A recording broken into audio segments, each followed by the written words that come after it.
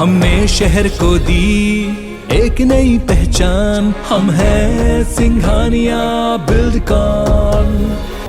कांग्रेस सांसद राहुल गांधी ने रायपुर के साइंस कॉलेज में अमर जवान ज्योति की आधारशिला रखी। उन्होंने मंच पर ही कपड़ा हटाकर शिलान्यास किया। इससे पहले उन्होंने इस संबंध में डॉक्यूमेंट्री भी दिखाई।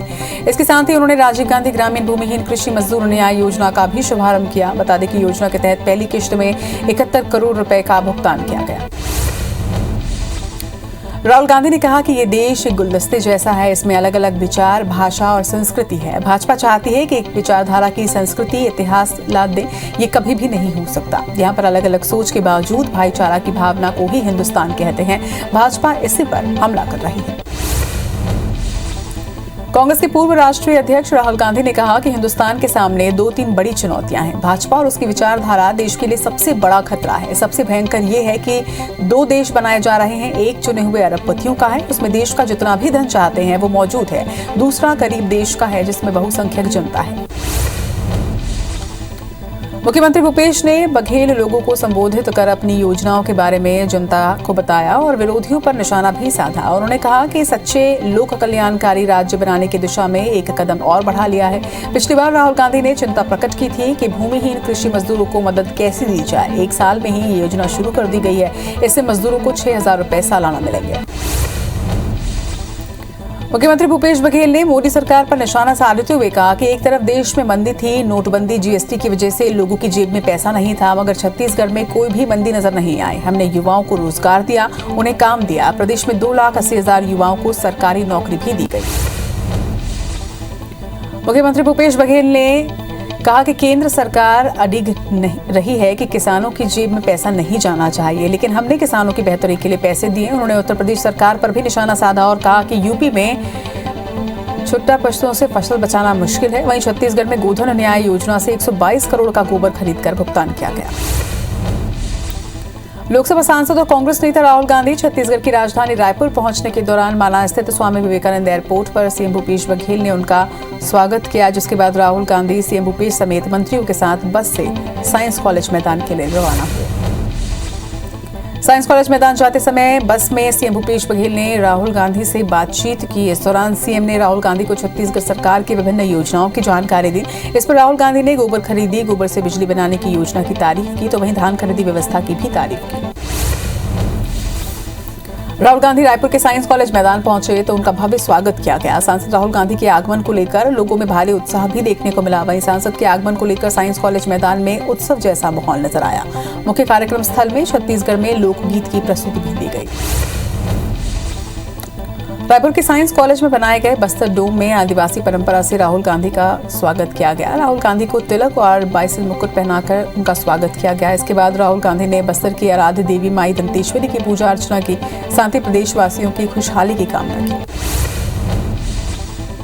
कांग्रेस नेता राहुल गांधी ने दंतेवाड़ा के डेनेक्स समूह से चर्चा की। राहुल गांधी ने डेनेक्स के तहत कार्यरत महिलाओं और युवाओं से चर्चा की और उन्हें आगे बढ़ते रहने के लिए प्रोत्साहित किया। बता दें, डेनेक्स से कई कंपनियों ने एमओयू भी किया है। रायपुर के साइंस कॉलेज में राहुल गांधी ने नेहरू जैकेट पहना। डेनेक्स समूह की महिलाओं ने उन्हें जैकेट भेंट की, जिसे स्वीकार करते हुए सांसद राहुल गांधी ने जैकेट पहन लिया और महिलाओं को धन्यवाद भी दिया। मध्य प्रदेश के सभी आंगनबाड़ी केंद्रों को आज से फिर खुल गए हैं। इसे लेकर सभी जिला कलेक्टर्स को निर्देश दिए गए। महिला बाल विकास विभाग के संचालक ने ये निर्देश दिए। हालांकि कोविड से बचाव के प्रोटोकॉल का पालन करते हुए आंगनबाड़ी का संचालन करना होगा। जबलपुर में यूथ कांग्रेस कार्यकर्ताओं ने पेगासस मामले में एक बार फिर से बीजेपी को घेरा है। युवा कांग्रेस कार्यकर्ताओं ने विरोध प्रदर्शन कर निष्पक्ष जांच की मांग रखी है। वहीं युवा कांग्रेस ने जासूसी मामले में जो भी दोषी हो उसके खिलाफ न्याय संगत कार्रवाई की मांग रखी है। बीजेपी विधायक नारायण त्रिपाठी ने सीएम शिवराज सिंह चौहान को एक पत्र लिखा है, जिसमें उन्होंने पूर्व सीएम अर्जुन सिंह की प्रतिमा का अनावरण करने की मांग रखी है। इसके साथ ही विधायक ने प्रतिमा का अनावरण न होने को विंध्य का अपमान और उपेक्षा बताया।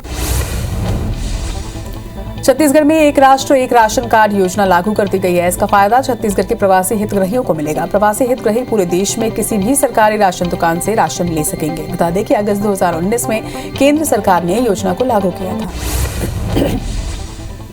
कोरिया में मुख्यमंत्री भूपेश बघेल के निर्देश के बाद पिछले 5 महीने में 33,000 अनुसूचित जनजाति, अनुसूचित जाति और अन्य पिछड़ा वर्ग के छात्र छात्राओं का जाति प्रमाण पत्र बनाकर रिकॉर्ड बनाया गया। जिले में पिछले 15 साल में इतने प्रमाण पत्र नहीं बनाए गए थे। वहीं तत्कालीन कलेक्टर श्याम धावड़े और जिला पंचायत सीईओ के नेतृत्व में जुलाई से नवंबर 2021 तक विशेष अभियान चलाया गया। बिलासपुर रेलवे स्टेशन में इलेक्शन स्पेशल ट्रेन से 1050 जवानों को उत्तर प्रदेश के लिए रवाना किया गया। छत्तीसगढ़ आर्म्स फोर्स की 11 कंपनियों के जवानों की ड्यूटी यूपी में होने वाले चुनाव के लिए लगाई गई है। इस दौरान छत्तीसगढ़ आर्म्स फोर्स के डीआईजी स्टेशन पहुंचकर उन्होंने व्यवस्थाओं का जायजा लिया।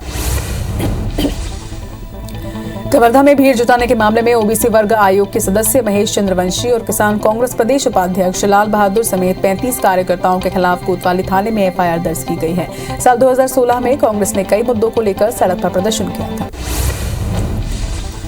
बिलासपुर पहुंचे पुलिस ने ट्रक चोरी करने वाले 4 आरोपियों को गिरफ्तार किया है। वहीं पुलिस के मुताबिक ट्रांसपोर्ट नगर परसदा से बीते दिनों ट्रक चोरी की वारदात हुई थी, जिसे आरोपी मध्य प्रदेश में खपाने के फिराक में थे। गिरफ्तार आरोपियों ने 2 मध्य प्रदेश और 2 बिलासपुर के रहने वाले बताए जा रहे हैं। डोंगरगढ़ के प्रशासन की टीम ने रात के अंधेरे में जंगल से पेड़ काटकर तस्करी करते वाहन को पकड़ा है। वही जानकारी के मुताबिक लकड़ी तस्करी की सूचना मिलने पर तहसीलदार राजू पटेल अपनी टीम के साथ अछोली गांव पहुंचे, जहां पर उन्होंने वाहन जब्त किया, जिसमें कई प्रजाति की लकड़ियां भरी हुई थी।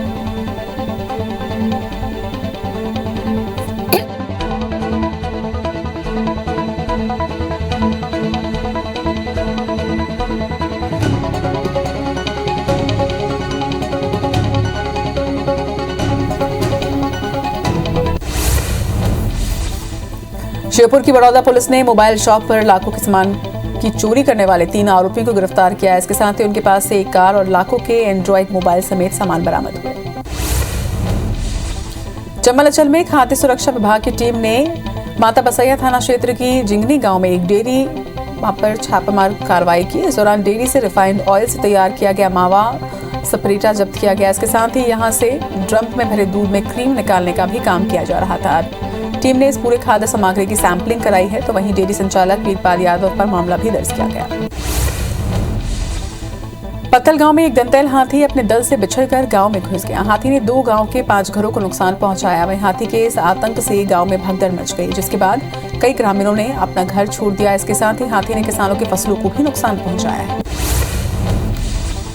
धमतरी जिले के कुरुद थाना क्षेत्र में एक नाबालिग से दुष्कर्म का मामला सामने आया है। मामले की रिपोर्ट के बाद पुलिस ने आरोपी को गिरफ्तार किया है। वहीं दुष्कर्म का आरोपी भी नाबालिग बताया जा रहा है, जिसके चलते नाबालिग को 15 दिन के रिमांड लेकर बाल संप्रेषण गृह भेजा जा रहा है। धमतरी शहर के आमा तालाब में डूबने से एक 11 साल के बच्चे की मौत हो गई है। वही घटना की जानकारी मिलते ही कोतवाली पुलिस मौके पर पहुंची और शव को तालाब से निकालकर पोस्टमार्टम के लिए भिजवाया। बताया जा रहा है कि मृतक तालाब में नहाने के लिए गया हुआ था, तभी पानी में डूब गया, जिससे उसकी मौत हो गई। कवर्धा के लीमो ग्राम में संत कबीर राइस मिल को एसबीआई बैंक ने अधिग्रहित कर लिया है। राइस मिल संचालक ने बैंक से मिल के नाम पर लोन लिया था। राइस मिल बनने के बाद भी संचालक ने बैंक को पैसा जमा नहीं किया। मिल संचालक को 1 महीने का समय दिया गया है, नहीं तो राइस मिल कुर्क कर लोन की राशि को वसूला जाएगा। सरायपाली में पंचायत का काम पूरा होने के बाद भी समय पर राशि नहीं मिल रही है, जिससे पंचायत के दूसरे विकास कार्य प्रभावित हो रहे हैं और पंचायत वित्तीय संकट से जूझ रहा है। सरपंच सचिवों के द्वारा पंचायत में आ रही समस्या और कार्य पूर्ण होने के बाद भी विलंब से राशि मिलने को लेकर अनुविभागीय मुलाकात कर जल्दी समस्या का निराकरण करवाने की मांग की है। कवर्धा जिले की पुलिस ने पुलिस को ही ठगने वाले ट्रैवल कंपनी का ठेका निरस्त कर दिया है। दरअसल ट्रैवल कंपनी के ड्राइवर गाड़ियों की लॉगबुक में छेड़छाड़ कर 1 किलोमीटर की दूरी को 11 किलोमीटर कर किराया बढ़ा रहे थे। वही मामले का खुलासा होने पर जिले भर में चल रहे कंपनी की सभी गाड़ियों का ठेका निरस्त किया गया। कवर्धा से सिमगा तक नेशनल हाईवे 30 में 394 करोड़ की लागत से बने 70 किलोमीटर के रोड में गुणवत्ताहीन होने के चलते दरारें आने लगी हैं। सड़क की जांच करने पहुंचे एनएचएआई के अधिकारियों ने इसके लिए ठेका कंपनी को जिम्मेदार माना है और ठेका कंपनी पर कार्रवाई करते हुए रोड को फिर से डामरीकृत करने की सजा सुनाई है। इसके साथ ही सड़क को 30 साल तक मेंटेनेंस करना भी होगा। वहीं सरकार इसके लिए पैसा नहीं देगी। मुरैना में खाद्य सुरक्षा अधिकारी और पुलिस ने नकली मावा फैक्ट्री पर छापामार कार्रवाई की। इस दौरान 30 किलो नकली मावा और कई केमिकल जब्त किए गए। जानकारी के मुताबिक मावे की सप्लाई 3 जिलों समेत राजस्थान में भी की जाती थी। फिलहाल पुलिस ने एक आरोपी पर केस दर्ज कर जांच शुरू कर दी। इंदौर पुलिस ने ऑपरेशन प्रहार के तहत नशा कारोबार के फरार 2 आरोपियों को गिरफ्त में लिया है। आरोपी एयर होस्टेस की मदद से अलग अलग शहरों में ड्रग्स सप्लाई किया करते थे। वहीं पुलिस ने आरोपियों पर 3000 का इनाम घोषित किया था। गिरफ्तार आरोपी चेन्नई और हैदराबाद के रहने वाले हैं। सिंगरौली के एनसीएल अमलोरी कॉलोनी के एक क्वार्टर में आग लग गई। आग लगने से घर में रखे बाइक और अन्य सामान जलकर खाक हो गए हैं। बताया जा रहा है कि मौके पर पहुंची फायर ब्रिगेड की टीम ने आग पर काबू पाया। वहीं आग लगने की वजह शॉर्ट सर्किट बताई जा रही है। खंडवा में एसडीएम ने डायवर्सन की वसूली को लेकर कुछ कॉलोनी निवासियों को नोटिस जारी कर चेतावनी दी है, जिसके बाद कुछ कॉलोनाइजर्स ने राशि का भुगतान करना भी शुरू कर दिया है। वहीं बताया जा रहा है कि जिले में नंद विहार और सम्यक विहार कॉलोनी के खिलाफ कुर्क की कार्रवाई की गई है। अब तक 4 करोड़ रुपए से ज्यादा की वसूली भी की जा चुकी है। वहीं 2 करोड़ से ज्यादा की वसूली अब भी बाकी है। नरसिंहपुर के गाडरवारा थाने से एक संदेही व्यक्ति भागकर झाड़ियों के पीछे छुप गया। वहीं संदेही के भागने के बाद थाने में हड़कंप मच गया, जिसके बाद पुलिस ने सर्चिंग अभियान के तहत उसे वापस पकड़ा है। पुलिस का कहना है कि संदेही डर की वजह से भाग गया था। अभी पूछताछ किया जाएगा, निर्दोष होगा तो उसे छोड़ दिया जाएगा। महाराष्ट्र के पुणे में सासवड़ कोपदेव रोड पर एक गोदाम में सुबह आग लग गई। घटना की सूचना पर मौके पर पहुंची दमकल की 8 गाड़ियों ने आग पर काबू पाया। वहीं पुणे फायर ब्रिगेड के मुताबिक हादसे में किसी के भी हताहत होने की कोई सूचना नहीं है। मध्य प्रदेश में कोरोना संक्रमण अब लगातार बढ़ता जा रहा है। प्रदेश में 24 घंटे के अंदर कोरोना के 60,359 नए मरीज सामने आए, जिससे मध्य प्रदेश में एक्टिव मरीजों की संख्या 53,951 पर पहुंच गई है। तो वहीं 24 घंटे में 6 मरीजों की मौत भी दर्ज की गई, जबकि प्रदेश में 9,696 मरीज स्वस्थ हुए हैं।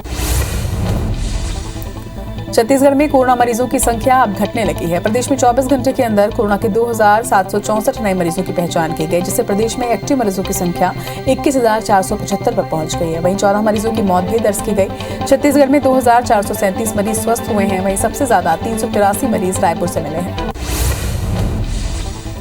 कवर्धा जिले की पंडरिया कन्या हाई स्कूल में 26 छात्राएं कोरोना संक्रमित पाई गईं, जिसके बाद स्कूल को 3 दिन के लिए बंद किया गया है। ज्यादातर संक्रमित छात्राओं में सर्दी बुखार के लक्षण पाए गए हैं। बता दें कि 368 छात्राओं का सैंपल लिया गया था, जिनमें से 26 छात्राएं संक्रमित मिली हैं।